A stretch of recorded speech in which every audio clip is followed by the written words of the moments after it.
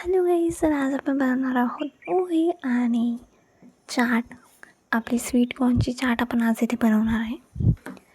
नक्की व्हिडिओ पूर्ण बघा. सो इथे आता आपण इथे पोहे जे आपले ते धुवून घेतलेले स्वच्छ. कढईमध्ये आपण इथे तेल टाकलेले. आपल्याला आता इथे आपले जिरं मोहरी आपण इथे टाकायचं आहे. आता त्यानंतर आता इथे आपण इथे शेंगदाणे टाकलेले आहेत. त्यानंतर कढीपत्ता इथे आपण टाकलेला आहे आणि इथे आपण हळद टाकणार आहे. जेव्हा आपण असे नंतर हळद टाकतो त्या टायमाला ती हळद चांगली मिक्स नाही होत.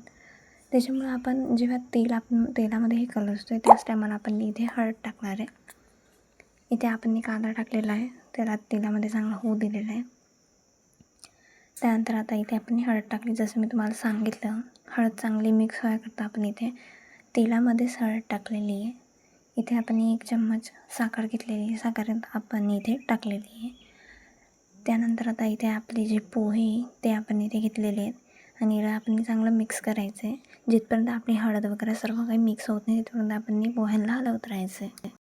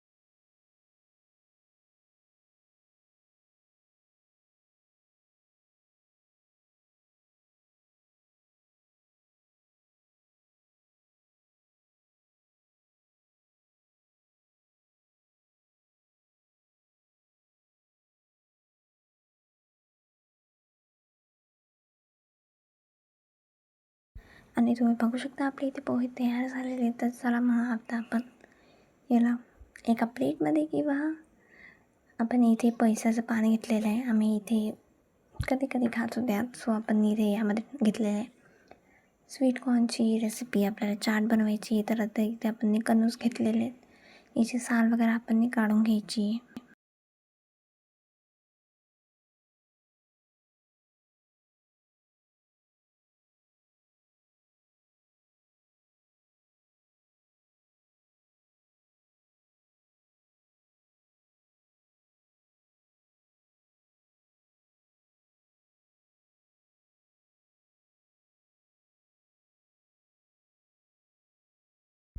आणि इथे आता आपल्याला हाताने काढायचं आहे याची दाणे. त्याच्याने काय होतं, दाणे जे ते पूर्ण निघतात. जेव्हा आपण चाकू वगैरे यूज करतो त्या टायमाला थोडंफार जे आहे ते राहून जातं कणूसमध्ये. पूर्ण प्रकारे आपले जे दाणे ते नाही निघत चाकूने, म्हणून आपण इथे हाताने सोलणार आहे, दाणे काढणार आहे.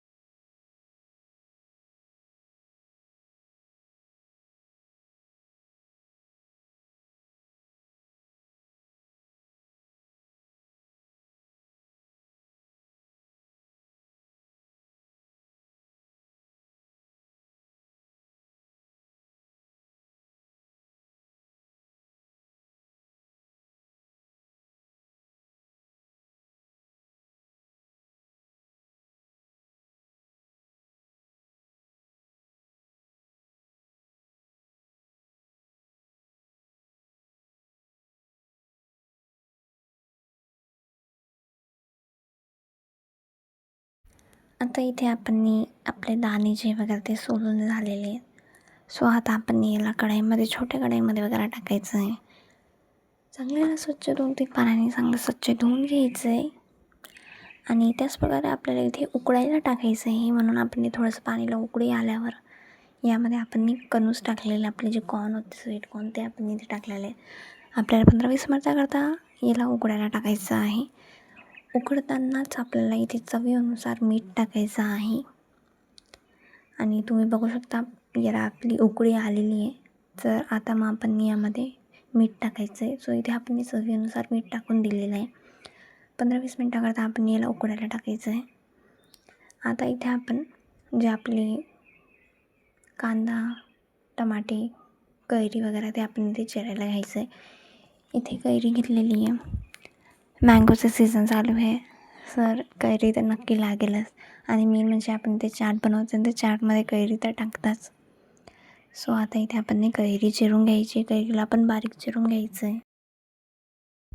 त्याच प्रकारे आपण इथे कांदा, टमाटर आणि कोथिंबीर बारीक चिरून घ्यायचं आहे. सर्व बारीकच चिरायचं आपल्याला इथे.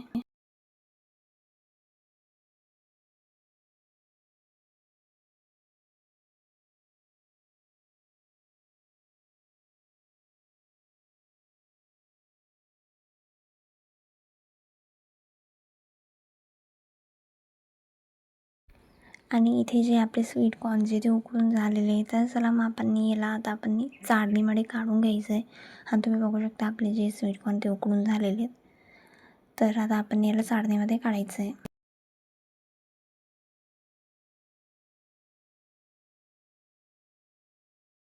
चाट बनवायला घ्यायची आहे. तर आता आपण एका छोट्याशा बाऊल किंवा कढई म्हणू शकता तुम्ही, यामध्ये आपण स्वीट कॉर्न जे आपले उकडलेले होते ते इथे टाकलेले आहेत. टमाटर, कांदा, कैरी आपण यावर टाकून द्यायची आहे. इथे आपण मीठ यूज नाही करणार आहे, कारण की आपण जेव्हा उकळत होतो त्याच टायमाला इथे चवीनुसार मीठ टाकलेलं होतं उकळायच्या टायमाला, म्हणून आपल्याला इथे मीठ टाकायची गरज नाही आहे. त्यानंतर आता आपण 2 चम्मच लाल मिर्च पावडर इथे टाकलेली आहे. 2 छोटे चम्मच आपण लाल मिरची पावडर टाकलेली आहे. 1 छोटा चम्मच आपण इथे चाट मसाला टाकलेला आहे. आणि अर्धा लिंबू आपण निपून घेतलेला आहे. तुम्ही चाट मसाला किंवा पेरी पेरी मसाला पण टाकू शकता, ते तुमच्यावर आहे. आणि आता आपण यावरती कोथिंबीर टाकायचं आहे. याला आपण चांगलं मिक्स करायचं आहे.